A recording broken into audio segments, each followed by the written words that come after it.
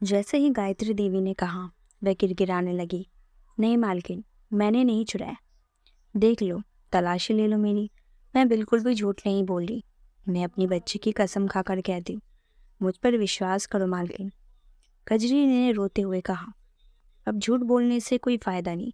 मैं कैसे विश्वास करूँ तुम पर? तुम तो बहुत गिरी हुई इंसान निकली कजरी। रूपे बेटी को पकड़ा तुमने घर भेज दिया होगा। तुम लोग बहुत चालाकी से काम करते हो ना। किसी को इसकी भनक भी नहीं लगने देते तुम लोग। शायद कमी मुझी में है जो तुम जैसे लोगों पर विश्वास करती आई हूँ। गायत्री जी कजरी को भला बुरा कह रही थी। तभी उनका बेटा हर्ष आ पहुंचा। क्या हुआ मम्मी? तुम आंटी को क्यों डांट रही हो? क्या करूं, डांटू नहीं तो? आंटी ने डांट खाने लायक काम जो किया है। मैं नहीं जानती थी कि कजरी मेरे साथ ऐसा विश्वासघात करेगी। कई दिनों से मैं देख रही थी। बिस्तर के नीचे रुपए पैसे रखती हूँ, वे गायब होते जा रही है। आज जब मैंने पूछ दिया तो रोने धोने लगी। यही गायब करती रही है मेरे पैसे। दूसरा कोई तो मेरे घर आता जाता नहीं। इसके अलावा तुमने मेरे विश्वास को छलाया। समझ में ये नहीं आ रहा है कि तुम्हें ऐसा क्या हो गया जो पैसे चुराने की नौबत आ पड़ी। जैसे ही गायत्री देवी चुप हुई, हर्ष ने तपाक से कहा, तुम सही कह रही हो माँ। आंटी ने ही चुराए पैसे। क्यों क्या आंटी तुमने ये सब? मम्मी कितना मानती है तुम्हें, कितना विश्वास करती है तुम पर। और तुम हो कि छी छी, बहुत गंदी हो तुम। हर्ष की बातें सुन कजरी का कलेजा और आहत हो गया। सारी बात सुन कजरी अपने को रोक ना पाई और आंसुओं को पोंछते हुए वहां से जल्दी से निकल गई। उसे जाते देख हर्ष ने कहा, तुम मत आना मेरे घर कभी। तुम्हारी छाया भी देखना नहीं पसंद करेंगे हम। कजरी बिना कुछ जवाब दिए चुपचाप चली जा रही थी। कजरी घर जा खूब मन भर रोई। वे सोच रही थी, कैसे मैं मालकिन को यकीन दिलाऊं कि मैंने चोरी नहीं की। भगवान, तुम तो जानते हो ना, मैंने चोरी नहीं की। चोरी करूंगी भी क्यों, जबकि मालकिन मेरी हर एक ज़रूरत को पूरा कर देती है। इसी उधेड़बन में उसे कब नींद आ गई पता ही नहीं चला। जब नींद खुली दोपहर के 2:30 बज रहे थे। ओह, मुझे हंसा को लेने जाना होगा। वह स्कूल में मेरे इंतज़ार कर रही होगी। दरवाजे की कुंडी लगा वह बेटी हंसा को लेने स्कूल जा पहुंची।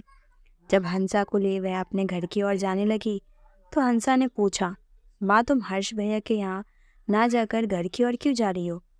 आंटी, भैया कहीं बाहर गए हैं क्या? हाँ हंसा, वे लोग कहीं बाहर गए हैं। हमेशा से कजरी स्कूल की छुट्टी के बाद हंसा को लेकर गायत्री जी के यहाँ चली जाती थी। फिर बर्तन चौका कर अपने घर आ जाती थी। गायत्री जी कजरी को बहुत मानती थी। हंसा की पढ़ाई लिखाई में भी मदद किया करती थी। कजरी को भी गायत्री जी से बहुत लगाव था। लगभग 5 साल हो गए थे उनके यहाँ काम करते हुए। अभी तक काम धाम की कभी शिकायत नहीं मिली। और अब इतना बड़ा आरोप। उनके यहाँ कोई पूजा पाठ हो या कोई प्रयोजन हो, दिलो जान से काम करती थी कजरी। आज अचानक से सब कुछ खत्म हो गया। कजरी का गायत्री जी के यहाँ आना जाना एकदम से बंद हो गया। अभी तक गायत्री जी दूसरी किसी काम वाली को नहीं रखी थी। देखते देखते 15 दिन बीत गए। यदि जब कभी रास्ते में कजरी और गायत्री जी का मिलना हो जाता तो कजरी नजरें झुका लेती और गायत्री जी नजरें फेर लेती। एक दिन तो गायत्री जी सन्न हो गई जब अपने ही लाडले हर्ष को रात में बिस्तर को उलटते देखा। वहां जब कुछ नहीं मिला तो अलमारी पर रखे पर्स से रुपए निकला, अपने स्कूल बैग में रख लिया। गायत्री जी उधर से गुजर रही थी तो अपने बेटे की करतूत देखी। वह बहुत दुखी हुई। ओ, हर्ष इतना गिर गया है, अपने घर में चोरी कर रहा है और मैंने कजरी पर संदेह किया। उस दिन तो वह चुप रही। अगले दिन पापा की कमीज की जेब से जब रुपए निकालते देखा तो बिना कुछ कहे उसके गाल में जोरदार चाटा जड़ दिया। वह सहम गया। गायत्री जी रोते हुए कहने लगी, नालायक, मैंने उस निर्दोष कजरी पर संदेह किया, जबकि चोरी तुम करते रहे हो। कजरी के जाने के बाद जब कभी रुपए गड़बड़ होते थे तो मैं समझती थी मैंने ही ठीक से गिनती नहीं की होगी। आज गायत्री जी को आत्मग्लानि हो रही है और उनकी आंखों से अश्रुधारा फूट पड़े, जिसे बड़ी मुश्किल से रोक पाई। हर सिर नीचे किए हुए जड़बत खड़ा रहा। उसकी स्थिति वैसी थी, काटो तो खून नहीं। गायत्री जी सोने तो चली गई पर आंखों में नींद कहाँ, उसकी जगह आंसुओं ने ले रखी। सुबह उठते ही उन्होंने हर्ष को स्कूल जाने से रोक दिया। कहा तुम स्कूल नहीं, पहले कजरी आंटी के पास माफी मांगने चलोगे। हर्ष को लें कजरी के घर पहुंची। कजरी ने प्रणाम किया और पूछा, मालकिन आप यहाँ? हर्ष बाबू स्कूल नहीं गए?